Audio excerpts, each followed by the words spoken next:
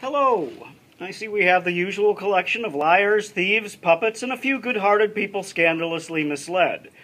Hello, my name is Fred Milton Olson, and I have come here to kick ass and chew bubblegum, and I am all out of bubblegum.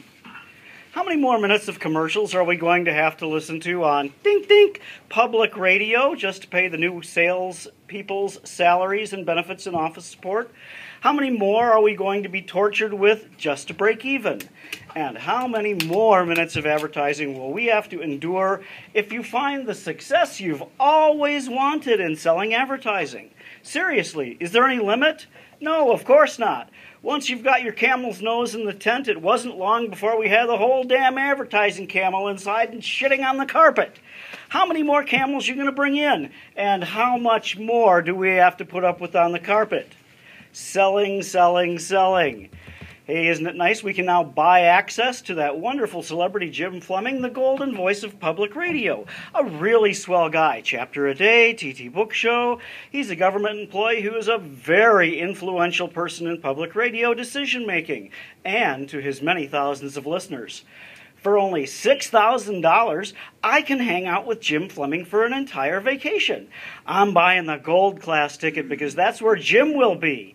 Oh, I'm sure once a day he'll say hello to the people in steerage in the red and silver class cars, but Jim will be eating with me in the dining car, gold class only, and hanging out with me in the gold class lounge. It's only $850 more for gold class, but the extra access to Jim will be well worth it. It'll be a nice break, too, from seeing all those black and Hispanic people, because at $4,000 to $6,000 a ticket, we won't be seeing many of them. I must remember to bring Jim that new bestseller. It features my company's areas of products and services prominently in exciting and interesting situations. It's a good read, and if he can get it on the air for chapter a day, it'll be a daily commercial for my product for weeks. I've got some ideas, too, for the TT Book Show that I can explain in detail to Jim, because we're on this vacation together. And as long as I'm at it, I'll give Jim some suggestions for increasing public radio's efficiency by making it even more like a commercial business than it already is. I could never buy this kind of extended FaceTime and influence on such an influential government employee as Jim Fleming before now. A media celebrity is the very definition of influential. And in such a nice, relaxed old boy environment, what could be sweeter? Government employee access buying at its best. I don't have to fly to a corrupt third world country anymore. I can buy access to influential government employees while enjoying expensive and exotic tourist destinations. Public radio is like a TV cable channel of radio. You folks have made it into a special interest for a small but significant targetable audience demographic. You made it into this, not me. Your pie charts, not mine. The focus isn't on serving citizens of the state, but on serving, maintaining, and increasing an audience of profitable upper income bracket listeners. You're not going to do anything in programming that would jeopardize that upper income draw. It would be bad for business to try to appeal to a broader class of listeners. How will your ad salespeople explain to customers?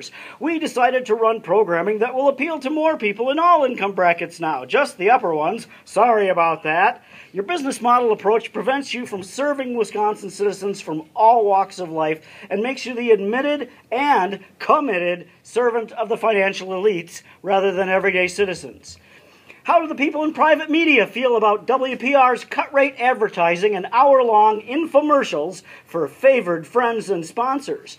How are they going to feel as WPR sells more and more ad time that might have gone to them? WPR wants to sell at least $1 million of ad time this year, don't you? $2 million? How will your competitors in the private media world feel about such numbers? Will you run afoul of any state and federal laws that are supposed to prevent government from competing with private businesses? Seems to me if they're the press and you're the government taking bread out of their mouths by taking their potential customers, you're abridging press freedom, which is of course prohibited by the First Amendment. This is a form of indirect tax on the advertised finance press. You are actively going after a portion of what was traditionally theirs. My cell phone's vibrating. Got to take this call. Senator? Yes, I'm here at the WPRA meeting. What? The group wants to change the 10-year phased privatization period from 10 years to 6 years in this proposed legislation? Sounds good to me, Senator. Have Brenda call me later so we're all on the same page about this, will ya? Thanks. Bye. And now for the weather report. The earth is trashed, and it's your fault. Have a nice weekend.